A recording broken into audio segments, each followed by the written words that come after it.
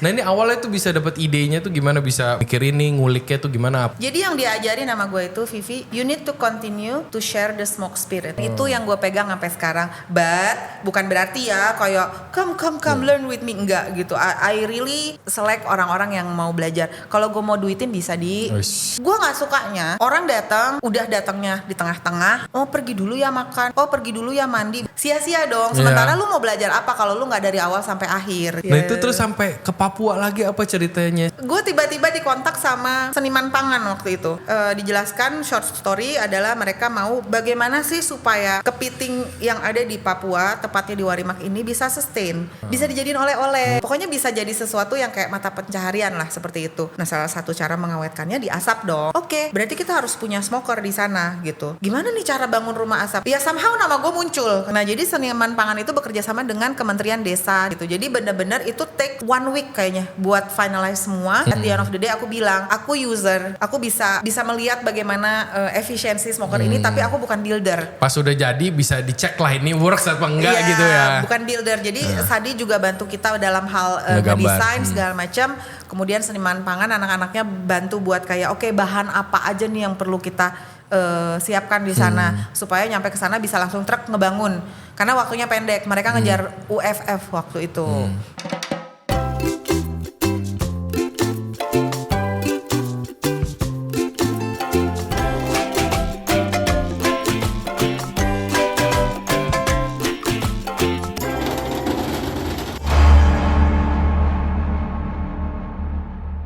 Welcome to On The Pass, FNB Podcast berkolaborasi dengan Ray Johnson Radio dan juga Backdraft Project. If you like to hear all about FNB industry, lifestyle, and people in Bali, here's the place. So, hari ini kita ditemani oleh salah satu teman baik saya, salah satu orang yang saya kenal dari sebelum saya pindah ke Bali. Dia yang banyak membukakan pintu-pintu ini semua, apa yang possible di Bali, apa yang tidak, apa yang harus dibenahi di pikiran otaknya. Nah ini dia udah kayak mamahnya kita semua lah. Dia often take care of us. One of the best human yang ada di sini. Jadi kalau di Bali harus banyak belajar nih, ini a really good role model. Jadi tanpa kita panjang lebar lagi, kita sambut the best lady pitmaster on the island, Vivilia Amelia. Hello guys. Tepuk tangan dulu semuanya. Oke. Jadi hari ini apa kabar? Kabar Tetehku? baik, puji Tuhan, kabar baik. Jadi dipanggil apa nih? Chef? Enggak lah, Teh Vivi? panggil Teh Vivi aja, aman aja. Teh Vivi aman ya, biar kelihatan kalau kita nggak bohongan temenannya ya. Betul ya, biar kelihatan legit gitu ya. Biar yang tadi saya omongin nggak bullshit kesannya kan. Jadi ini kita akhirnya punya kesempatan buat ngobrol. Yes. Secara official. Yes. Nah, coba apa kabar? Dan juga boleh mungkin setelah dijelaskan apa kabarnya, perkenalkan dirinya dulu biar semeton-semeton ini tahu siapa sih Vivilia Amelia ini. Oke. Kabar baik, tentunya kabar baik. Panas banget ya Bali ya. Wih. Gile. Luar binasa. Apa ya? Nama gue Vivi. Bukan sekarang sih maksudnya, ya dikenal dengan Riung Rasa. Ya. Riung Rasa itu backyard barbecue yang ada di Jimbaran dengan tagline-nya bersama lebih baik yang dikenal seperti itu. Ya.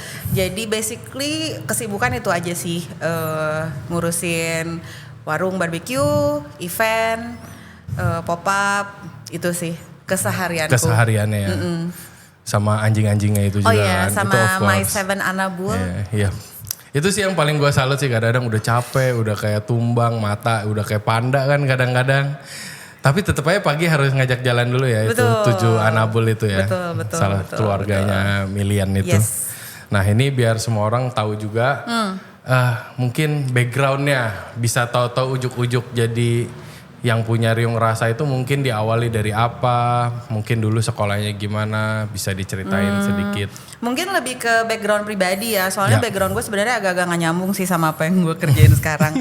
Jadi short story, gue lulusan NHI STP Bandung. Oke. Angkatan 2000, so just calculate my age now. Oke. Cepetan lanjut biar gak dihitung beneran, kalau gak dihitung bingung loh. Habis itu aku sebenarnya jurusan front office. Aku major di front office.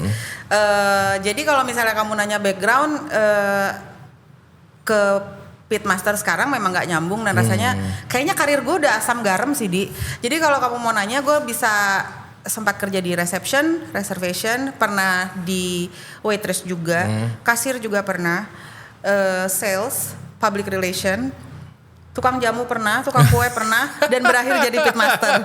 Jadi kalau semuanya dijelasin kayaknya bakal panjang banget ya. Berarti hidup mengalir aja lah ya. Iya, hidup mengalir aja. Tapi background gue itu, jadi basically hampir udah ngerasain semua lah. Dari kerja di front of the house, di back of the house, jadi waitress udah, jadi cashier udah, entrepreneur udah gitu ya. Ya bisa jadi gara-gara udah segala macam itu kan, jadi bisa. Iya kayak Bisa udahlah ya lebih, gitu, capek banget. bisa lebih tenang ngejalanin ini punya real tenang rasa. sih enggak lah, ada Tenang aja ya? lah, kelihatan Ada aja tenang. Excitementnya terus ada berarti ya? Betul, selalu ada. Berarti sebelum masuk ke dapur, ke semua ini permasakan ini, pasti kan ya notabene banyak yang tahu juga Vivi itu istri dari Chef Maximilian. Berarti kan tahu kan seberapa busuknya itu hidup di dapur. Sebelum ya paling nggak dari luar lah ya, dari Iya, bau-baunya Maxi pulang kerja, gimana mukanya, berangkatnya Iya, iya. kapan, baliknya kapan. Nah itu gimana? Sesuai ekspektasi nggak ketika nyemplung beneran gitu loh? Dulu kita sama-sama di Dubai. Jadi aku berkarir tuh sebenarnya dulu sempat di Malaysia juga. Aku sempat 1,5 tahun di KL. Terus aku ke Bali. Terus pas pulang ke Bali kayak, aduh belum cukup nih gitu. Oh waktu di KL aja pulang tuh nyebutnya ke Bali, udah nggak ke Bandung, udah nggak kemana? Nggak niat sih, soalnya waktu itu hospitality tuh bener-bener kayak nggak ada nggak ada gigitnya gitu loh di Jakarta sama Bandung. Rasanya Jakarta Jakarta tuh bukan kota buat aku lah gitu loh. Sampai sekarang pun aku nggak ada niatan. I mean, no offense buat teman-teman di Jakarta. I love all my friends di Jakarta. Bakminya juga suka ya? Suka dong. Kalau jeroan-jeroannya. Iya, kalau datang cuman 2-3 hari it's fun, ketemu teman-teman, but to live there no thank you very much.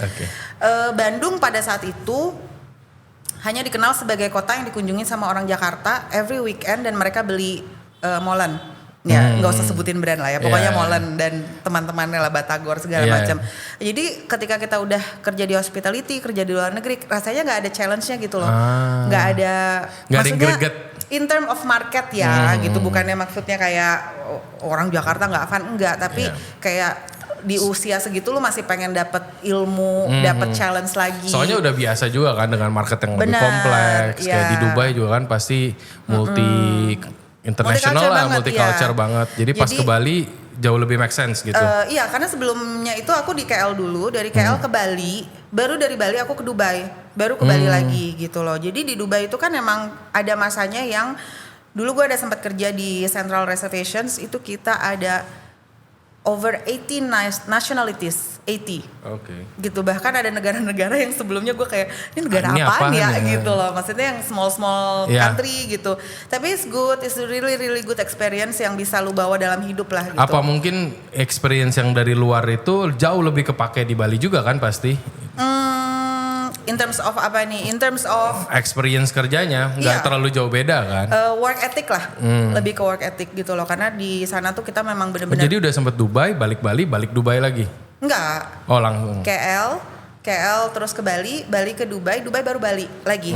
Nah itu mulai bareng Maxinya dari Dubai. Oh dari Dubai. Dari Dubai. Jadi kalau ngomongin soal kerja, ya dulu tuh kita. Ya gue udah biasa lihat Maxi pergi pagi pulang subuh gitu loh. Mungkin dibilang gak kaget ya nggak gitu juga, karena kan gue gak ngejalanin gitu. Jadi gue cuma tahu kulitnya doang. Iya, culture-nya kitchen kerja gini, karena gue dulu kerja kantoran. Jadi ya gue pulang dia belum ada, gue berangkat dia masih tidur. Itu terjadi bertahun-tahun gitu loh. Kalau sekarang kan mostly paham lah kayak gimana gitu loh, apalagi dengan bidangku yang nge-smoke memang belasan jam kayak gitu, jadi ya bisa relate lah gitu. Ya tetap aja kan, biarpun produk yang nge-smoke tetap kayak si human interaction yang udah biasa dari experience sebelumnya pasti kepake juga kan. Iya pastilah, semua experience pasti ada gunanya lah pasti apa kepake. Yang mikir balik di Dubai, udah segitu lama, udah enak, gajinya juga kan pasti. Jujur gue sama Maxi mutusin balik karena ngerasa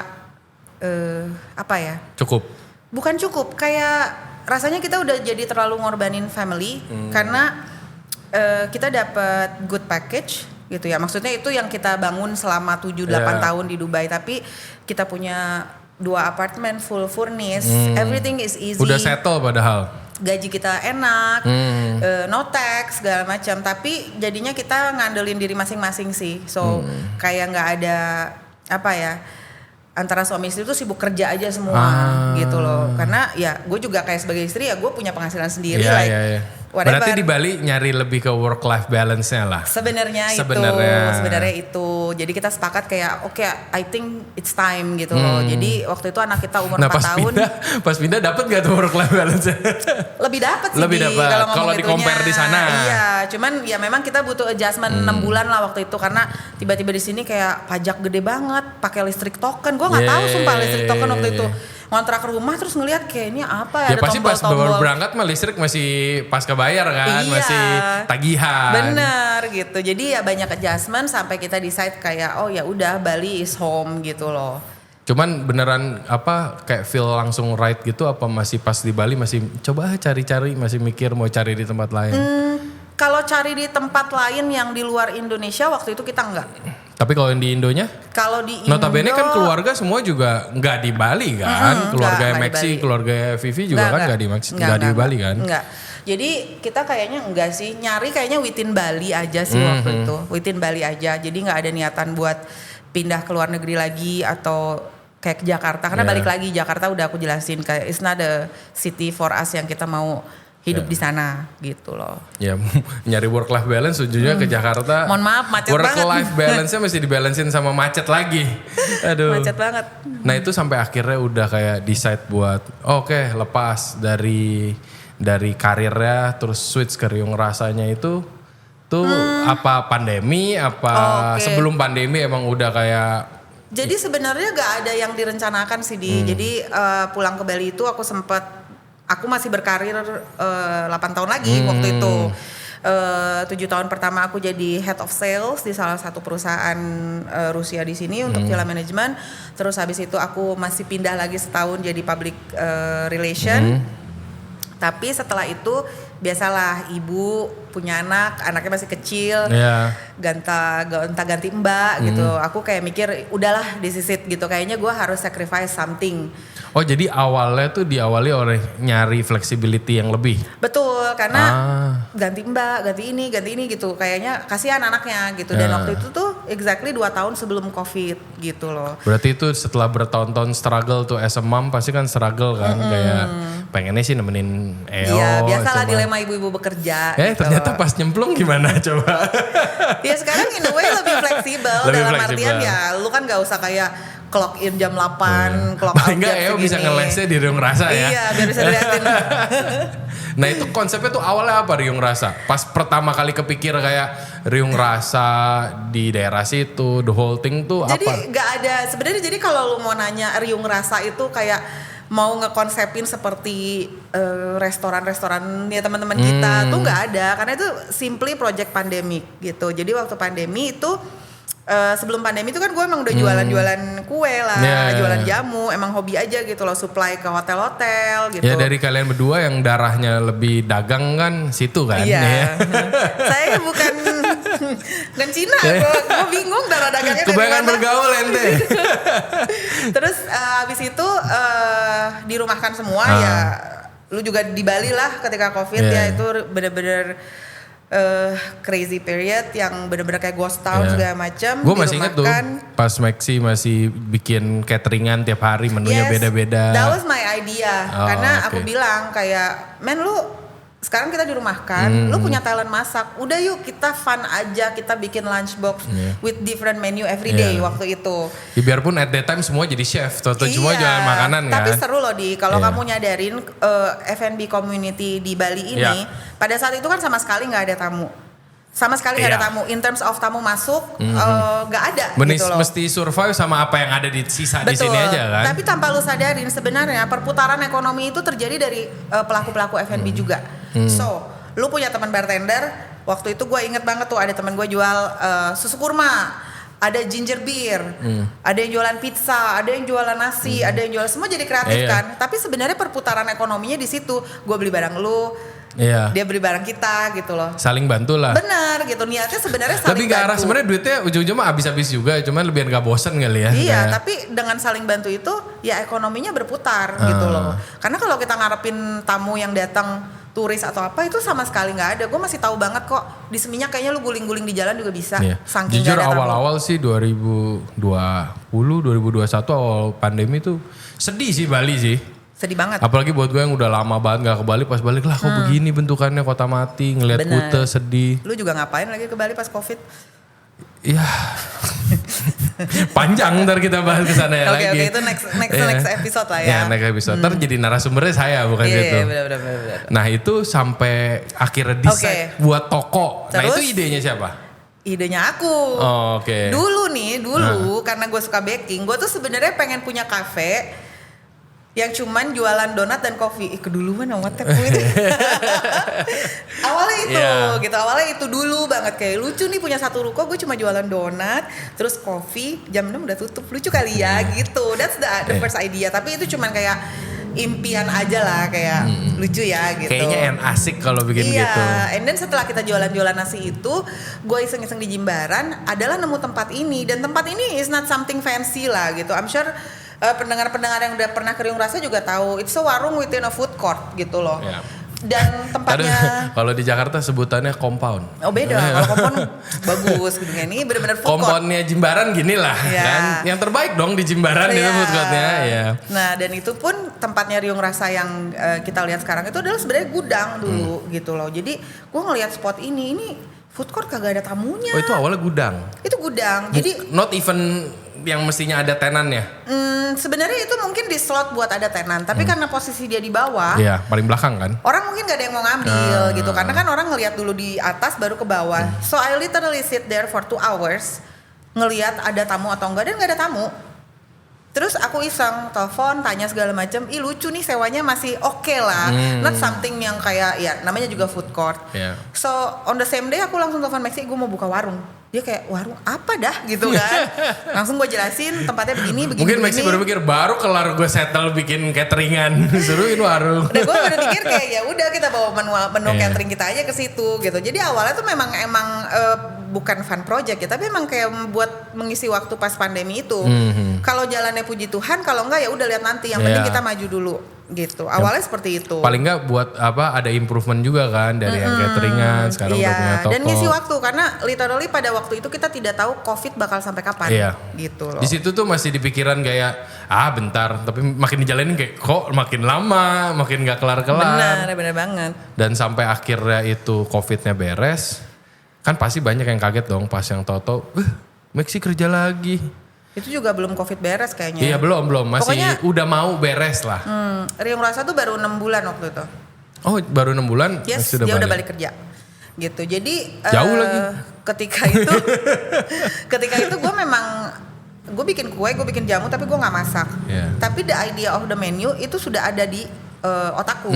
Even menu-menu waktu kita bikin lunchbox itu, menu aku gitu ya, eksekusinya Maxi karena gue bukan tukang masak gitu. Tapi menu-menu itu dari gue lah, kan orang-orang nggak tahu dong gitu ya, pokoknya taunya Vivi istrinya Maxi, gue di belakang layar. Mereka nggak tahu kalau sebenarnya yang create menu-menu itu gue juga ikut andil di situ.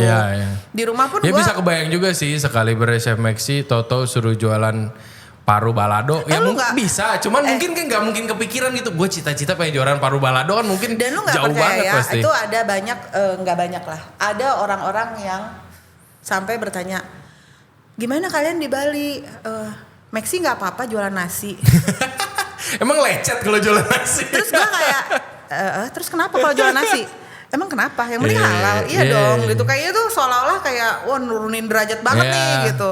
Tapi you hear his version lah nanti kapan-kapan kalau lu ada next lesson pasti waktu. Tapi ya seperti itu gitu. Jadi struggle-nya ya. Gue masih inget tuh ceritanya dia dipaksa sama lu bikin nastar.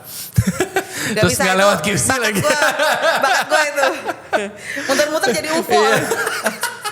Gue juga ngerasain lagi tuh sama bini gue. Aduh ini gini amat hidup. Iya. Itu kan makanya Tuhan udah kasih talent masing-masing di. Jadi makanya waktu Maxi decide buat balik lagi, Iya. dari sisi Vivi-nya redoin banget apa buruan dah lu pergi apa gimana ceritanya? Ya gue ridoin karena dalam artian gini, itu di tengah-tengah COVID dan at the end of the day lu butuh fixed income dong gitu loh. Apa sih warung ini buat apa gitu loh. Karena kalau gue kan emang udah nggak kerja kan dalam 2 tahun terakhir gitu. Jadi ketika dia mau balik kerja lagi, ya udah go ahead gitu. Tapi of course gue ada ketakutan sendiri karena di warung ini pada saat itu pun gue baru bantu-bantu masak doang gitu loh. Oh, Gua yang udah lihat. awal-awalnya berarti yang di dapur lebih banyak Chef Maxi? Iya, dan gue ngikutin lah. Tapi mostly gue kayak nganter makanan ke tamu, apa segala macam gitu. Lumayan tapi, ya progresnya ya sampai sekarang Maxi yang diusirin kalau masuk ke dapur ya.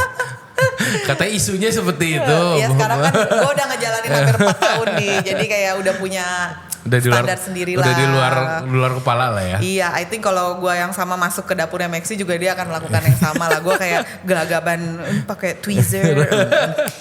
Nah itu kan Gitu. isu-isunya pasti banyak kan. Isu-isunya pas Maxi balik kerja lagi soal Rio ngerasa ini.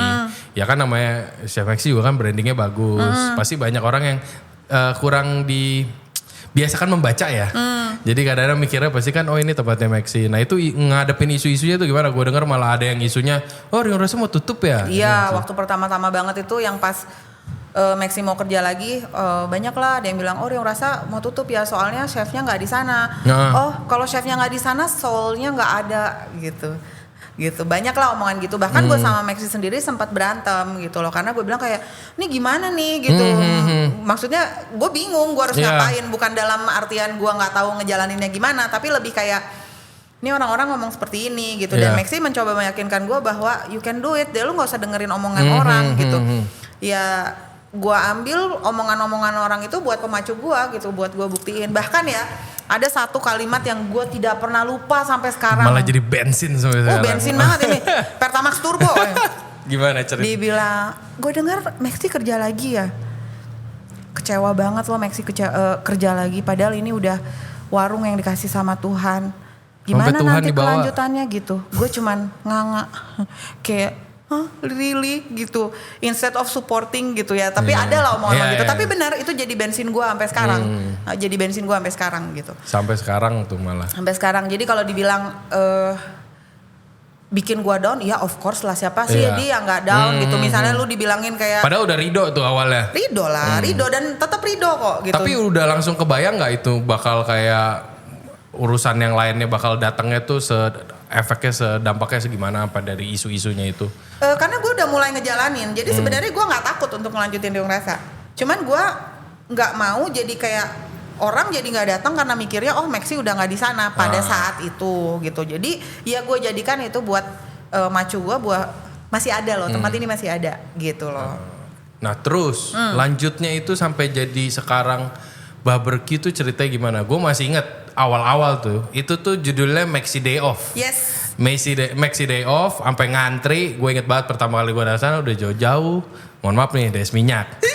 naik bukit kan. Gue sampai ngeliat Maxi ngeliat gue tuh kayak di sini dikasih gue seujung cobain.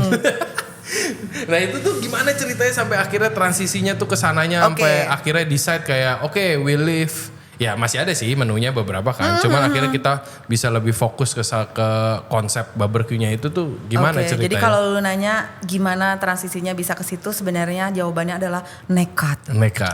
Jadi awalnya tuh udah nih kita nge-smoke setiap minggu gitu kan. Hanya seminggu sekali dengan nama Maxi Day Off itu. Jadi ketika day off-nya dia, ya udah kita ada jual smoke produk gitu. Sampai akhirnya gue berpikir gue harus belajar. Gue harus bisa mastering ini gitu loh. Akhirnya gue belajar, berjalan tahun kedua, tiba-tiba aja otak gue saklek. Oke, gue mau ganti ini jadi smoke and grill. Tempat ini jadi re-konsep jadi smoke and grill. Itu berarti nggak ada yang kayak nyuruh, nggak ada yang apa? Toto pikir oke, kayaknya gue harus switch nih ke sini. Dan itu benar-benar gambling karena pada saat itu, of course, lu nge-smoke brisket seminggu sekali, double dong seminggu sekali. Bisa lah. Nah, and then all of a sudden, lu mau ada menu itu setiap hari di warung lu. Dan orang-orang yang tahu pada saat itu pasti ngomong bisa ya. Gimana caranya? Gimana? Karena consideration-nya apa? Mikir ke pas decide tuh pemikirannya apa? Yang pasti kan di otak udah ada nih yang mikir nih, wah kalau gue bisa jalanin ini mestinya bisa dapat ini. Consideration-nya apa? Kayak pertimbangannya pas pertimbangannya bahwa pada saat itu gue udah mulai banyak pop up untuk smoke and grill ini. Jadi gue bilang ya why not diterapin aja ke Riung Rasa. Dan soalnya keliling-keliling juga kan berarti promosiin itu. Yes, dan kita sudah jadi ambasador. Ditawarkan jadi ambasador ini untuk sebelum, Floja. Jadi Floja ini sama Floja sebelum ganti the whole menu itu? Belum. Jadi sebelum penawaran kita sebelum kita jadi barbecue place itu kita udah sering pop up kan, dan di situ tuh udah dapat tawaran lah untuk jadi ambasadornya Floja gitu. Gue pikir tuh gara-gara mau switch jadi urusan sama Floja. Jadi waktu itu Bang Sadi itu sudah ngikutin kita dari from pop up to pop up gitu. Jadi ya itu kehormatan juga buat gue nih, karena pada saat itu gue melakukan pop up ya simply pop up lah, maksudnya melakukan apa yang gue kerjakan gitu. Ternyata dia paying attention bahwa nih Riung Rasa kecil-kecil pop up kemana-mana konsisten nih dia gitu. Ya tempat lain banyak dong yang beli smoker sama dia gitu. Ngapain gue sih gitu kan. Tapi karena dia ngelihat konsistensi itu, dia nawarin itu. Jadi ya udah dari situ dia udah ngeliat benefitnya lah. Iya, dia nambah ngasih tahu jadi ambasador. Gue semakin pakem dan gue bilang udah deh rubah aja. Makanya waktu itu gue sempet tutup sebulan, bikin grill di depan, semua segala macam, dan langsung kayak oke, let's do it gitu. Nah itu gimana ngurusin sama langganan-langganan sebelumnya yang udah biasa makan mie ayam lo. Itu semuanya kan pasti kayak, pasti kan ada beberapa menu yang di take out kan pas mau masukin ini. Ada, karena gue mau fokus ke smoke and grill. Tapi kalau lu ke Riung Rasa kan lu masih bisa lihat ada beberapa menu klasik yang gue keep itu untuk customer-customer yang kesayangan. Dulu suka datang, masih suka nyari. Of course sekarang kalau ngomongin presentasi, balikin dong siomainya. Aduh capek. Ngomongin presentasi semua orang nyari smoke and grill 80%. The other 20% nyari menu yang lama yang nasi-nasian. Ya nggak apa-apa juga gitu, nggak seribet nge-smoke kok buat nyiapin menu itu, tapi setidaknya customer yang kangen masih ada lah kalau cuman mau makan mie tek-tek doang gitu segala macam. Gua kangen banget tuh sama siomay lu. Wih. Itu berasa di Bandung langsung makan itu. Bikin gak sih? Beda dong, itu beda kiblat kan. Jadi itu ngurusin efek langsung ke customernya nggak terlalu signifikan ya? Enggak. Karena justru kita dapat banyak customer ketika kita bikin Maxi Day Off itu kan. Kita banyak customer yang datang untuk itu. Justru gue sendiri merasakannya orang-orang justru excited ketika itu diganti jadi. Lebih banyak yang excited. Iya, karena instead of having brisket once a week, tiap hari ada. Yang antrinya udah kayak ngantri Pertamina kalau Pertalite nggak ada. Sampai akhirnya bisa tiap hari. Gitu. Aduh, itu perjuangan sih waktu gue mau ngantri awal-awal. Nah, gue juga nggak expect kalau crowdnya bakal segitu gitu loh. Karena again pas kita buka Riung Rasa pun kita nggak ada woro-woro yang heboh-heboh or kayak ada party, ada diskon, ada apa, kita cuman bilang our door open at 4. Malam itu kita ada nerima tamu 120. Kalau nggak salah waktu pas udah transisi ini, Chef Maxi udah kerja kan? Udah balik kan? Udah sama sekali, pokoknya dia cuma 6 bulan. Jadi pas masa transisi ini pun dia udah nggak di sana. Nah itu ngadepinnya gimana tuh? Dari sisi pricing point kan pasti berubah banyak. Dengan sekarang perimportan daging ini yang makin mahal itu. Apa tuh cerita komplainan-komplainannya yang orang-orang yang perlu diedukasinya kan pasti mesti. Kayaknya memang itu dari dulu sih. Mungkin sekarang justru udah lebih enak kalau kita ngomongin saat ini kayaknya udah banyak ya. Sekarang udah banyak ya kalau yang bikin brisket, smoke item segala macam. Cuman masing-masing restoran punya followernya masing-masing lah ya gitu. Karena at the end of the day jenis daging yang dipakai berbeda, wrap yang dipakai berbeda segala macam. Jadi kalau ngomongin sekarang mungkin orang-orang sudah lebih teredukasi in terms of smoke meat itu apa sih gitu. Jadi nggak mikir cuman harganya, lebih kayak dibandingin value-nya juga. Betul. Nah awal-awal nih, aku salah satu yang awal sebenarnya ya gitu. Aku salah satu yang awal. Itu masih banyak orang-orang yang kayak ngelihat smoke ring, dimatangin lagi dagingnya bisa. Atau ngelihat baknya, ngelihat baknya ini gosong ya gitu. Padahal jadi, itu yang susah dicari. Iya. Mungkin kalau sekarang lebih ke nggak banyak sih. Yang ngomong mahal tuh nggak banyak. Rata-rata kalau tamu domestik yang memang belum pernah makan smoke meat gitu. Jadi ketika mereka ngedengar harga segini untuk 100 gram kayak cuman segini gitu. Nah ya aku edukasi gitu. Kalau daging ini kita masak 12 sampai 14 jam. Makin oke kan? Makin oke kok, makin oke. Aku juga banyak tamu-tamu yang lokal yang sudah appreciate smoke meat gitu. Which I'm happy. Iya. Nah gitu. Ini kan jarang ada yang bikin for a reason ya. nggak pada bisa juga bikinnya. Nah ini awalnya tuh bisa dapat idenya tuh gimana, bisa mikir ini, nguliknya tuh gimana, apa ada yang ngajarin? Ada mentor kita gitu, tapi itu juga bukan mentor yang kayak lu ngajarin bikin nggak gitu kan, nggak. Jadi memang gue percaya Riung Rasa itu walaupun tempat kecil, whatever happen yang di tempat itu happen for a reason. Gimana coba contohin? Kayaknya gue nggak bisa deh, nggak tahu nih waktunya cukup ceritain cukup semua. banyak ntar. Oke. First thing, smoker yang kita dapat itu kita nggak pernah beli, gitu loh. First thing. Jadi aku ingat banget Ivan sama Christoph dari Tavern Group Semarang, mereka datang untuk makan mie ayam waktu itu. Terus mereka ngelihat kayak, gardennya lucu nih buat barbecue. Pada saat itu kita udah tahu ngelihat smoker, kita belum tahu makainya tuh kayak gimana back then. Lihat mah sering lah. Dan belum banyak. Aku bisa bilang kita salah satu pioneer lah untuk smoke di Bali gitu. Maxi bilang, iya nih lucu kayaknya beli smoker. Emang ada yang jual di Indonesia? Ada, kita nabung. Nanti kita mau beli ngulik-ngulik gitu. Pembicaraannya hanya sampai situ. 2 minggu kemudian ada pickup datang bawa smoker. Dan kita kaget dong, ini dari siapa gitu. Terus dia bilang dari Pak Ivan sama Pak Christoph. Kita pucet dong dan kita telepon dan mereka bilang kalau kita kasih lu bunga buat congratulation 2 minggu juga lu buang. Iya. Mending gue kasih lu sesuatu yang berguna. Bunga apa nggak bisa? Iya juga ya. Harusnya gue ngomong itu kemarin sama Ivan sama Christoph. Udah, akhirnya kita dapat smoker itu. Kita mulai tuh nge-smoke ayam segala macam. Somehow ada yang nge-DM kita di Instagram. A big guy named Hawk gitu loh. Dia cuman teks kita bilang in Indonesia lah ya. Yeah. Dia bilang kayak, gue lihat lu nge-smoke, boleh nggak gue mampir? Nama gue Hawk dari Texas. Gue nggak jualan, gue cuma mau mampir. Dan gue kan nggak kenal jadi gue kayak, ini siapa ya? Nggak, gue bales gitu. Tapi gue cerita sama Maxi, tadi ada yang nge-DM lo di Instagram ngomong gini. Terus DM-nya ke Riung? Iya, ke Riung. Iya, gue nggak balas, gue bingung sebenarnya jujur ngebalasnya apa gitu. Sampai the next day ada bapak-bapak datang badannya gede, chewing tobacco, ngomongnya kayak cowboy gitu loh.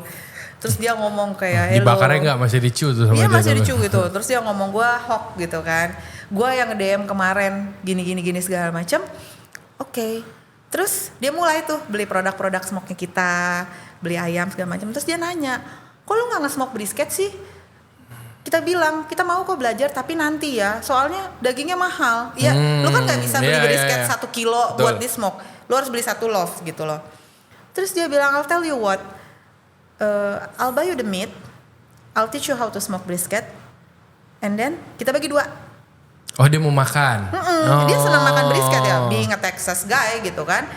Terus kita kayak, ini seriusan? Dan dia benar-benar ngajarin kita dari awal sampai akhir. Dia ngajarin Maxi, dia ngajarin gue juga. Dan ketika kita lulus nge-smoke ini, kita punya topi Longhorn dari Texas. Masih ada topinya sampai sekarang. Oh, ada wisudaannya berarti. Ada wisudaannya gitu loh. Jadi dia yang ngajarin kita itu awalnya sampai, ya of course lah, setelah 4 tahun ini kita udah punya rap sendiri. Kita udah nemuin our own temperature dan segala macam. Tapi dia yang ngajarin kita banyak banget. Untuk guidelines itu. lah dari dia. Yes, Cuma exactly. Pasti over years di develop lagi. Iya. Begitu. Sampai akhirnya sampai sekarang. Iya. Apa itu juga yang bikin gara-gara ya? Ini kan kayak berkat juga kan. Toto orang ada nggak tahu siapa Toto nongol. Apa itu juga yang menginspirasi buat bikin kayak yang kemarin tuh Riung Rasa Academy kayak gitu-gitu? Iya. Salah satunya itu. Karena satu hal yang Hawk bilang waktu itu, di Texas itu barbecue is a culture. Jadi dia sebenarnya agak shock ketika dia misalnya dia ngeliat nih tempat A ada main-main grill. Penasaran kan dia, mungkin dia missing his hometown. Terus dia ngontak, lu punya ini ya barbecue ini ya, daging apa? Mungkin orang-orang di sini tidak terbiasa dengan culture itu dan nganggapnya kayak, lu mau stalking jualan gue ya. Jadi dia kayak bingung gitu loh. Culture-nya kita kan gosip masalahnya. Sementara di Texas itu gak kayak gitu. Every weekend is like barbecue. You can go to my kitchen, you can go to other person kitchen. It's a culture. Jadi yang diajarin sama gue itu, Vivi, you need to continue to share the smoke spirit. Dan itu yang gue pegang sampai sekarang. But bukan berarti ya kayak come learn with me, enggak gitu. I really Pilih. Iya, aku benar-benar select orang-orang yang mau belajar. Kalau gue mau duitin bisa bisa banget gue buka kelas. Itu sudah ada di impian gue. Dan next gue mungkin buka kelas. Ini sudah ada dari 2 tahun lalu. Gue pikir buka kelas lucu ya. Tapi gue tetap punya prinsip gue sendiri bahwa orang yang gue ajarin ilmunya harus berguna dan itu jadi legacy gue. Gitu, itu prinsip gua ya. Jadi jangan mohon para pendengar jangan dikonek-konekin dengan yang lain gitu. Jadi buat gua it's not all about money. Ya itu sama sih kalau kita anak dapur juga kan, lu kalau udah jadi kerja sama kita keluar lu jangan ngomongin gua lu. Istilahnya kan kalau bisa apa yang bagus ke kita nempel ke dia dan jadi mukanya dia kalau kemana-mana kan. Jadi berkat lah kemana-mana ceritanya. Jadi memang gua nggak sembarangan, nggak secepat itulah kayak ngambil. Kak aku mau belajar dong, let's go, enggak gitu. Jadi gue benar-benar paying attention nih orang. Nah selectionnya gimana berarti kemarin? Siapa kemarin yang 2 orang itu? Matthew sama Billy. Iya, itu gimana selection? Sebenarnya lebih dari my guts feeling dan dari keinginan mereka buat belajar. Seberapa dia niat buat approach-nya? Karena Matt and Billy ini aku sudah kenal mereka sebenarnya 2 tahun. Dan mereka sendiri punya smokehouse sendiri yang konsepnya pop up di Semarang. Kayak ngeliat masa lalu gak? Sebenarnya tadi ya. Ini ngelantur gak sih ceritanya? Enggak, lanjut terus. Awalnya itu one day gue tiba-tiba nerima DM di Instagram. Dia bilang, halo Kak Vi, nama saya Billy. Saya ngefans. Anjir, ada yang ngefans nih gitu kan. Saya baru belajar nge-smoke, semoga one day gue bisa kayak kakak. Gue ngerasa kayak wow, berarti apa yang gue kerjain jadi impact dong. Ya gue gak mau gede kepala, justru itu bikin gue humble. Gue balas chatnya. Halo, gue ceritain sedikit-sedikit dan gue bilang waktu itu gue mau pop up nih di Semarang gitu. Terus dia bilang apa? Kak, saya boleh nggak bantuin? Dari situ aja lu udah lihat dia mau belajar. Dia nggak cuma mau datang makan, dia nggak mau apa, dia mau bantuin. Iya, dia benar-benar bantuin gue dari awal prep sampai event itu selesai. Back then, udah setelah itu gue balik ke Bali, the whole year. Apapun dia nanya sama aku, Kak ini gimana sih kalau pakai daging ini gimana sih? Jadi kita banyak sharing gitu. Jadi ketika mereka datang dan bilang, Kak kayaknya kita mau improving ourselves deh, kita mau training di sana. Oh berarti ini 2 anak ini tuh nggak ujuk-ujuk nongol di sana. Berarti itu udah ada kayak perjalanannya. Benar, makanya gue nggak pikir panjang, gue nggak mau yang kayak. Itu tuh udah hampir setahun berarti kenalnya dia. Sebelum dia kemarin tuh sebulan di sini. Udah lebih dari setahun, dan mereka continue buat in touch sama kita, bertanya, ya, buat minta kita guidance. Kan nggak ngerti kan, yang orang-orang luar kayak, wih sering rasa ada stajenya. Udah, akhirnya ya udah aku bilang oke, come gitu loh. Dan mereka spend 1 bulan yang bener-bener ya udah kayak kerja di Riung Rasa aja gitu. Tapi kalau ngomongin untuk kelas segala macam, iya ada rencana kok gitu. Karena sebenarnya karena ini dipublish aja gitu, mereka bikin as a Riung Rasa Academy. But I do teach few people before, tapi itu tidak ada di social media. Of course setelah Riung Rasa Academy ini naik, ada pertanyaan-pertanyaan lah kayak, Kak buka kelas nggak? Still aku very selected buat cari orang yang mana. Kasih tahu dulu ke yang ini, pendekatannya setahun lebih ya, bilangin ke dia. Gak gitu juga. But I mean I can really see people yang, karena gini dulu itu pas kita jadi mulai nge-smoke, itu kan kita salah satu pioneer. Banyak banget yang ngumpul di Riung Rasa gitu ya. Ini mungkin jadinya yang jadi community tuh mungkin diambil dari sini lah awalnya. Banyak banget yang ngumpul. Ya gue ingat kok pertama datang tuh dia punya smoke di sini, dia punya smoke di sana. Nah, jadi setelah ngumpul-ngumpul, banyak tuh yang ngomong kayak mau belajar dan kita selalu dong, ayo nge-smoke bareng. Gue nggak sukanya orang datangnya di tengah-tengah. Oh pergi dulu ya makan, oh pergi dulu ya mandi, balik lagi. Jadi kayak sia-sia dong. Sementara lu mau belajar apa kalau lu gak dari awal sampai akhir gitu loh. Yang mau ngajarin lebih komit daripada yang mau belajar. Jadi dari situ gue udah mulai kayak, oh enggak deh, kayaknya gue harus benar-benar select the right people yang benar-benar mau belajar, bukan simply kayak FOMO doang. You know, like wood fire. Lagi keren nih, wood fire, nge-smoke, gitu deh. Jadi ya opportunity-nya ada.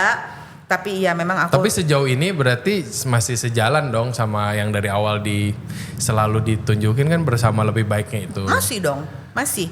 Makanya aku senang maksudnya dengan si akademi ini. Jadi kalau misalnya mau dilanjutin, yes, tapi selected student, karena balik lagi gue mau ini jadi impact, bukan hanya sekedar. Kecuali nanti bayar ya. Gue nggak mau, maksudnya gini, walaupun berbayar gue nggak mau sekedar kayak bayar yuk ayo class of 10, class of 5, nanti jadinya apa gitu loh. Lebih kayak sekolah lah ya. Lu Iya, bayar iya. bisa, cuman tetap kalau Iya, gue iya. mau expel Iya. mah gue expel bisa. Bukan maksudnya gue jadi ayo kelas gratis semua, Jadi nggak gitu seenaknya. juga gitu. Tapi gue mau walaupun berbayar ini tetap jadi ilmu yang bisa dipakai dan jadi legacy gitu. Benar-benar kepake lah gitu. Soalnya selain duitnya lu juga nggak pengen buang-buang waktu juga kan Benar. buat ngajarin itu semua. Iya. Nah, kenapa sih ini namanya Riung Rasa awalnya? Awalnya tuh tadi kan udah gue bilang karena pandemi itu project pandemi emang project ya udahlah daripada nganggur. Itu ada teman kita namanya Ayib Zuhri. Ayib Zuhri. Ya Ayib ini sekarang GM-nya Grupan Tavern di Semarang. Dulu tuh banyak bartender bagus-bagus di sini. Iya. Iya Pak, sekarang banyak juga of course, tapi Yang generasi dulu. generasi jangan dulu banget dong di generasi 4 tahun lalu. ya. Dan mereka dulu tuh sebelum COVID waktu zaman kerja every weekend I always go to the bar, Iya. social drink gitu kan. Jadi banyak kenal Party, teman-teman gitu. Nah, jadi Tapi ini dari sebelum punya Riung COVID, Rasa kan? sebelum ada Riung Rasa. Berarti koneksinya udah dari way back. yes gitu sampai akhirnya pas kita mau buka warung, aduh namanya apa ya gitu. Nah, aku kontak-kontakan sama Aib dah kan kayak Ib. Karena sama-sama orang Bandung kan. Ngarana naon ya nyak gitu kan, ngomong gitu kan. Terus dia ngomong Riung Rasa aja teh. Aduh nanti ketuker sama orang bilangnya Riung Bandung. Kan ada jalan Riung Bandung tuh. Terus gue pikir lagi Riung Rasa. Riung itu kan ngumpul ngariung. Rasa ya itu connect sama warung yang jual makanan, restoran whatever it is gitu. Ya udah jadi nama itu dari Ayib sebenarnya. Diawali dari kayak gitu doang. Diawalin dari kayak gitu doang. Berarti emang biarpun tidak direncanakan dari namanya itu sebenarnya udah pengen bikin tempat ngumpul kan. Betul, Buat ngeriung tanpa bareng. disadari. Tanpa disadari. Iya. Padahal mah pas bikin mah gak mikir jadi tempat Nggak tongkrongan mikir. anak-anak. Dan itu idenya F&B dari juga Ayib kan. waktu itu. Sampai sekarang 4 tahun ini udah sampai berapa ratus pop-up udah. Waduh. Keliling-keliling. 70-an kayaknya. 70-an. 70-an di spread 4 tahun. Ya setahun aja cuma ada 52. Kalau semuanya tuh dihitungin cuma ada 52 weekend. Ini Gue juga 70. bingung gue ngapain Sampai terakhir ke Papua juga kan? Iya, dari Papua. Urusan nge-smoke juga. Iya. Nah itu buat orang-orang kan banyak yang baru mulai pasti kayak ya banyak lihat kan kesannya dari pop-up segala macam. Nah itu mungkin diceritain sedikit opportunity-nya tuh awal-awal bisa dapat pop-up tuh dari mana? Bukan pasti kan dari yang dikerjain sebelumnya juga dong, dari koneksi yang dikenal segala macam sampai bisa 70-an itu sampai sekarang. Gue juga nggak tahu di. Pokoknya awalnya. Pokoknya gue inget banget pop-up pertama gue tuh di Ubud. Itu pop-up pertama gue diundang sama Ane. Ane sekarang kerja di MD. Ya. Undang sama Ane di Cerita Manisan itu awalnya sebelumnya ini Solo ya, kita ngomongin Solo ya, Just Vivi.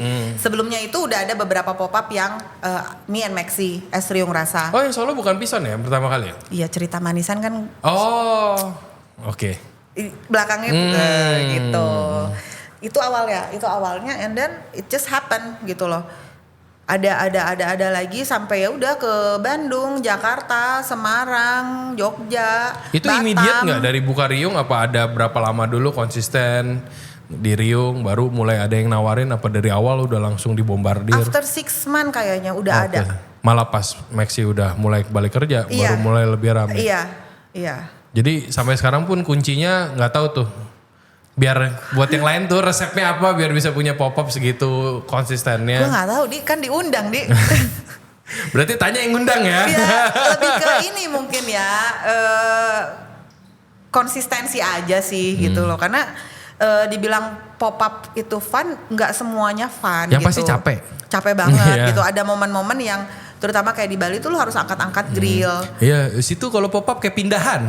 Gimana lagi ya gitu kan nggak mungkin ya gue pakai sampai suvi doang sampai yang gitu. ke Marriott waktu itu juga kan beneran Iya. kayak the whole Iya. toko kan. Iya. Yang kadang-kadang yang di toko nggak dipajang di sana. Aduh ngelihatnya aja udah pegel pinggang gua. Iya. Sampai ke Marriott kan waktu itu. Iya mereka ada Marriott Conference ya? Asia Conference, GM Conference gitu. Heeh. Waktu itu kita satu-satunya tenan luar karena sisanya ya hotel-hotelnya Marriott lah. Dari segitu banyak yang paling berkesan apa? Dari yang paling, semua event. Yang paling shit apa yang paling berkesan gitu kan bebas. Kesan kan bisa positif negatif ya. Kalau dibilang berkesan mungkin banyak, tapi satu yang satu di antara sekian yang berkesan itulah waktu Sunset Park sama Savoyan. Oke. Itu aku, kenapa tuh? Apa gara-gara bobo skenanya Pohe apa gimana? Enggak sih, karena dari awal pun masuk Pohe juga tuh guys. itu satunya gitu, karena waktu itu tuh udah mulai si Sunset Park, tapi yang masuk tuh ya brand-brand gede lah, brand-brand gede ya, tau lah, lihat-lihat aja lah iklannya biar tahu. Sampai waktu itu Chef-Oyen bilang, Vi ke Sunset Park yuk. The first thing, my first response gak mau chef. Terus dia kayak, gak mau. Kenapa? Malu. Kenapa malu? Dia nanya gitu. Itu yang datang sana gede-gede, gue mah cuma warung. Lah, gue justru mau mengangkat teman-teman lokal gitu kan. Sampai akhirnya ya gue dikasih kesempatan itu. Dan ketika event tuh ramai banget. Was like big event. Jadi benar-benar kayak sampai bangun tuh masih kayak telinga gue masih ngung masih gitu karena musiknya juga kan. Tapi itu salah satu yang berkesan lah. Ada beberapa lagi tapi itu salah satu yang berkesan. Itu yang paling nempel. Tapi itu salah satu yang awal-awal apa yang udah di tengah jalan? Tengah-tengah. Oh udah di tengah-tengah. Udah di tengah-tengah aja masih malu tuh ceritanya waktu itu. Iya gue warung kecil doang di. Aduh apa sih? Ya, perabotan lu gak kayak warung kecil. Pindahan rumah setiap kali apa permasalahannya itu. Nah itu terus sampai ke Papua lagi apa ceritanya? Siapa yang mau makan smoke-smokean di Papua itu? Itu juga rezeki banget itu. Sampai pulangnya sampai akhirnya di ujungnya di Siloam. Rezeki semesta itu. Gue tiba-tiba dikontak sama seniman pangan waktu itu. Seniman pangan dijelaskan short story adalah mereka mau bagaimana sih supaya kepiting yang ada di Papua, tepatnya di Warimak ini bisa sustain, bisa dijadiin oleh-oleh, pokoknya bisa jadi sesuatu yang kayak mata pencaharian lah seperti itu. Nah salah satu cara mengawetkannya diasap dong gitu. Oke, berarti kita harus punya smoker di sana gitu. Gimana nih cara bangun rumah asap? Ya somehow nama gue muncul ketika itu.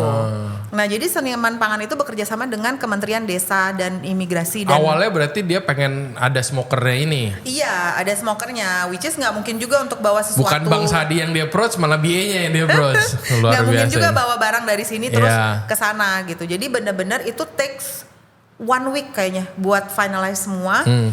Itu aku juga of course kontak Bang Sadi karena itu expertise-nya dia. At the end of the day aku bilang, aku user, aku bisa melihat bagaimana efisiensi smoker ini, tapi aku bukan builder. Pas udah jadi bisa dicek lah ini works apa enggak gitu ya. Bukan builder, jadi Sadi juga bantu kita dalam hal desain segala macam. Kemudian seniman pangan anak-anaknya bantu buat kayak oke, bahan apa aja nih yang perlu kita siapkan di sana supaya nyampe ke sana bisa langsung truk ngebangun. Karena waktunya pendek, mereka ngejar UFF waktu itu, mau tampil di UFF gitu. Jadi ya itu berkat juga buat gue. Gue mimpi pas WFF lu di rumah sakit. Datang gue hari kedua. Mimpi apa gue bisa sampai ke Papua gitu loh.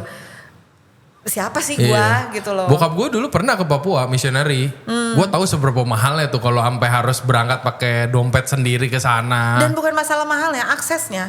It takes 2 days loh buat aku traveling kemarin dari Bali sampai ke desa itu 2 hari. Dan kayaknya ceritanya life changing juga ya. Oh life changing. Gue inget banget tuh lu baru pulang capek-capek, mata ngebukanya susah, mau nongkrong di sini cerita. Gue bilang nih pasti kan Vivi nih. Mulut ini pasti udah banyak nih, udah mau luber pengen diceritain. takut lupa ya pasti. Takut lupa. Nah itu apa tuh yang paling berkesan yang dari Papua? Ya, notabene orangnya boro-boro nggak smoke kan. Pensirnya most probably nggak ngerti apalagi nggak smoke. Maksudnya yang paling berkesan dalam pengalaman itu? Pas ngajarinnya, pas itunya. Ya pasti kan ngajarin sampai nge-smoke juga kan? Itu waktu gue pendek. Karena waktu itu gue harus langsung pop up ke tempat lain. Ke kota lain. Ya ke Batam kan waktu itu. Iya, jadi gue benar-benar kayak waktu itu untuk nge-build. Itu pun nge-buildnya setengah. Dilanjutin. Jadi ada tim 2 orang dari seniman pangan plus gue. Jadi tektokannya sama mereka ini. Jadi sampai ketika itu akhirnya jadi sesuai desain kita. Apinya nyala, suhunya jalan. Gue udah di Bali tuh. Ya gue nangis sih kayak damn man gitu, akhirnya berdiri gitu loh. Jadi sebenarnya pengalamannya lebih ke humbling myself karena gue bener-bener bisa lihat gak ada akses darat like literally gak ada akses darat gitu loh. Lu di sini panas dikit pengen AC, ya kan, bosan makan order online. Di sana listrik cuma 6 jam, tenaga surya, sinyal susah, tenaga surya. Sekolah cuma sampai SD. Gue merasa kayak gila, kita tuh sebenarnya dikasih banyak kemudahan di hidup di kota lah gitu loh. Kayaknya kalau nggak dimaksimalin kayaknya kurang ajar malah hitungannya ya. Jadi ya itu sih. Jadi pas pulang tuh gue kayak lebih kayak anjir cari apaan sih di dunia, lu kayak capek banget hidup, kayak mau udah dikasih A pengen B pengen C pengen D. Nah gitu. tapi itu lu ngelihatnya sebagai apa? Prestasi kah, achievement atau apa? Aduh kalau mau bilang prestasi ya mungkin orang menganggapnya itu achievement ya, kayak hebat lo udah kesini. Buat gue sih lebih pengalaman hidup sih. Pengalaman hidup. Iya, life experience. Jadi kayak nilai raportnya lah ya setelah kerja keras kayak gitu. Iya. Nah itu kan capek banget kan pasti. Oh capek banget sih. Lu sampai masuk rumah sakit, gue yang masukin lu ke rumah sakit kan. Gue pas ngeliat videonya tau Vivi balik dari Batam pakai rumah sakit. Nah itu kan berderet dari sana kan. Iya. Udah cross country-nya Papua, terus udah gitu lanjut ke Batam. Sampai akhirnya di kursi roda. Nah itu tuh yang ya of course dari sebelum itu pun udah semua banyak capeknya, belum lu langganan ibuprofennya, segala macam itu. Nah itu setiap kali capek kan pasti kan udah kayak fuck this shit man, gue pengen capek, pengen masa segini kurang sih kayak gitu. Nah yang motivasinya buat kayak jalan terus tuh apa yang sampai sekarang itu? Gue sering loh nangis kalau malam. Kalau enggak tutup aja lah, udah capek banget. Motivasi gue kadang tuh gue selalu flashback. Setelah nangis nih biasanya. Setelah nangis gue flashback. Pokoknya keluarin dulu. Iya, abis keluarin gitu kayak gue pengen berhenti, gue pengen tutup segala macam, gue flashback. Keluarin dulu, makan ibuprofen dulu baru mikir. Baru flashback tuh kayak gue udah ngelaluin ini gitu loh. Gue udah ngebangun nama dari sini ke sini. Masa gue berhenti? Ya kan umur juga ya, maksudnya iya bukan early 20s lah, kan tenaganya juga beda. Tapi lu jangan mikir kesana juga sih, lu rasanya kalau lu semakin berpikir. Bukan apa-apa, waktu di rumah sakit gue inget banget. Lu dikasih obat, demam lu gak turun. Berarti kan udah biasa obat yang lebih keras lagi kan buat itu kuat lawan ini. Gue udah lama selalu minum ibuprofen gitu. Cuman gue selalu, maksudnya gini, sekarang juga kita hangout sama anak-anak muda kan. Gue tidak pernah merasa bahwa gue tua, maksudnya kalau badan ya iya nggak bohong lah ya, lu juga kan sakit pinggang lah, ngantuk lah, masuk angin lah gitu. Motivasi tapi, ya buat gue juga belajar buat kalau gue udah lagi kayak pengen udahan. Nggak pernah merasa kayak damn man I'm old, gue nggak pernah ngerasa kayak gitu. Gue ngerasa kayak ya I want to live my life to the fullest, dah itu aja. Main gue sampai omelin kan pegawai-pegawai lu, gue bilang anak-anak lu kayak bos tuh masih nyapu, lu pada nyapu semua masih muda-muda. Rajin gue rajin. Gak kacau. Gue tahu kan lagi event kan. Mungkin karena keibuan ya, kadang tuh gue lebih mikir kayak kasihan anak-anak capek, rather dan mikirin kayak gue capek pengen tidur, yang gue pikirin kasihan anak-anak capek. Nah ini ngomongin sebagai ibu nih, sosok keibuannya ini kan plus anak-anak Riung juga. Sekarang kan ada siapa aja, Andika, ada Bisma, ada Hendra dan dulu-dulunya. Kalau gue personally ngelihatnya, wah lu sih niat banget. Kayak dari bau-baunya juga anak-anak lu kayak ngurusin anak muda kan gak gampang ya Teh ya. Kan tapi dengan segala. Bukan rencana hidup gue gue gak pernah bermaksud kayak dapatnya malah gitu, enggak, cuman kayaknya nature aja ya gitu, nature. Ya mungkin ya balik lagi tadi gue bilang mungkin karena umur beda umur, gue udah punya pengalaman lebih gitu loh. Jadi mungkin gue bisa relate lah sama yang anak-anak muda ceritain ya. Gue bantu sebisa gue in terms of advice, motivasi dan segala macam. Udah gue juga tidak pernah meminta untuk dipanggil jadi ibunya anak-anak, bundanya FNB kayak kayaknya gue setiap podcast diomongin kayak terakhir gitu. Kali kita berangkat, gue emaknya Theo gue. Mohon maaf nih, terakhir kali kita berangkat ke Nusa Penida sama Chef Wayan, itu kalau nggak ada lu, kita semua poet telanjang dada nyampe sana. Beneran gak ada yang bawa apa-apa. Mau mancing gak ada yang bawa pancingan, baru lu yang nanya. Maksudnya kan itu kayak udah naturally keluar kan. Ya. Mungkin one of my talent lah. Nah itu gimana dengan sekarang segitu sibuknya semua, nyari balance-nya sama EO juga. EO gimana, apa kabarnya, udah ABG itu? Sehat. Dengan udah ABG sering bantu-bantu kok dia, udah belajar nge-smoke juga sekarang. Udah manyunnya udah mulai kurang dikit lah. Biasa kan kalau disuruh nemenin. Oh sekarang dia hangoutnya sama anak-anak skena FNB dia sekarang. Ikut mulu dia, ngintilin gue mulu. Nah itu gimana nyari balance-nya sebagai mamah juga, sebagai entrepreneur juga. Entrepreneur kan jiwanya ketika udah mulai gampang cari perkara ya. Cuma kan jangan lupa kadang-kadang anak juga ngikut nih itu. Nah itu balance-nya gimana? I try my best aja sih I try my best. Maksudnya ada strategi nggak buat ibu-ibu yang lain ini kalau mau? Enggak. Gue nggak tahu, tapi kalau gue udah biasa. Look up to Vivi gitu loh. Tapi kondisinya kalau Vivi punya anak satu bisa, gue juga harus bisa. Nah itu apa yang dipikirin tuh? Gue udah biasa otak gue bercabang. Jadi gue nggak bisa compare sama orang. Jadi gue bisa at the same time. Misalnya gue lagi nge-smoke, lagi event di sana, terus tiba-tiba misalnya, Mama, aku butuh Gojek pulang sekolah. Mbak, kita perlu order brisket. terus yang di rumah listrik habis, Iya. terus yang di sana anabul ada yang sakit. At the same time aku udah bisa tak. Problem ya. solvingnya udah Iya, levelnya gitu. udah tinggi ya. Jadi ya Tapi secara dijalanin langsung aja. EO-nya juga jadi mandiri banget kan. Oh iya, karena dari dia kecil kan gue udah kerja gitu. Jadi gue bisa ngelihat mungkin ada orang-orang yang di atas 20-an umurnya masih lebih dewasa kalau ngobrol sama Iya. dia. Padahal kan EO anak tunggal, tapi Yes. gelagatnya mandirinya nggak kayak Iya, tipikal anak karena tunggal juga dari kan. kecil dia udah ditinggal kerja sama papa mamanya, jadi mau nggak mau dia mandiri. Is it gara-gara ngelihat papa mamanya kerjanya kayak badak terus dia ngelihat ya normalnya begini berarti gue harus bisa gini juga. Apa itu juga ngasih impact juga ke EO-nya apa gimana? Aku berusaha sih, aku juga berusaha membagi waktu lah buat dia. Gitu. Ini gue Jadi- jadi pengen belajar, anakku juga laki satu jadi nih. jadi kayak misalnya kayak kenapa kayak lu bilang kayak lesnya di warung itu bukan hanya kayak biar gue bisa ngontrol dia nih ngapain tapi di satu sisi gue bisa spend time sama dia Iya. gitu loh. Makanya dia sekarang sore tuh dia ada di warung gitu, tapi lama-lama keinginan dia bantu ada gitu loh. Jadi sekarang dia udah sering kok kalau aku lagi keluar kota dia bakal di warung tuh. Dia bilang cosplay jadi mama. Wih. Yes, cosplay jadi mama. Oh, berarti udah ada backup ya? Iya, jadi misalnya gue lagi di Jogja nih, dia udah bilang mama warung rame, malam ini cosplay jadi mama. Asik. Oke, asik banget tuh. Cosplay jadi mama. Iya. Aduh, tuh. Ntar anak gue bisa gak ya cosplay jadi gue? Bisa. Amin. Nah ini dengan segini sekian lama, ceritanya segini banyak. Iya, nih kayaknya banyak yang kepotong nih, udah khotbah nih gue kayaknya nih. Gak apa-apa terusin aja. Kan poinnya kan pengen denger cerita-cerita Vivi juga. Ya begitulah. Nah ini gimana nih buat kedepannya Rio ngerasa apa? Yo pasti udah at this point investor ngantri dong. Kayak apalagi udah sering bolak-balik Jakarta, Surabaya. Aduh, ini Aduh. ada lah, planning Ada. ada. Planning ada. Didoain aja, maksudnya impian ada. Impiannya apa deh? Planning kan belum tentu. Impiannya apa sih Rio ngerasa ujungnya gitu? Impiannya growth aja sih. Terus terang untuk Riung Rasa, gue sekarang ngejalaninnya sebagai passion. Riung Rasa yang ini, bener-bener like literally kayak my baby gitu loh. Jadi Kayak semi mainan juga. Gue tidak lah bubu. Gue nggak ada impian yang kayak maksudnya bukan nggak ada. Gue tidak ada sekarang kayak di otak gue in 2025 gue mau Riung Rasa segede bla bla bla di Canggu misalnya Iya. gitu. Gak ada, gue cuman ngejalanin keseharian. Jadi be present aja. Jadi Iya, be present hari-harinya. aja, be present ngelakuin yang terbaik gitu. Kalau untuk rencana ke depan, iya of course gue mau ada growth. Kalau buka branch tidak tertarik. Jadi misalnya kalau ada yang bilang buka Riung Rasa di Jakarta, Riung Rasa di mana? Enggak. Gedein Mungkin aja. di open with different brand, different name, yes possible karena gue percaya Riung Rasa harus tetap di Bali, itu rootsnya.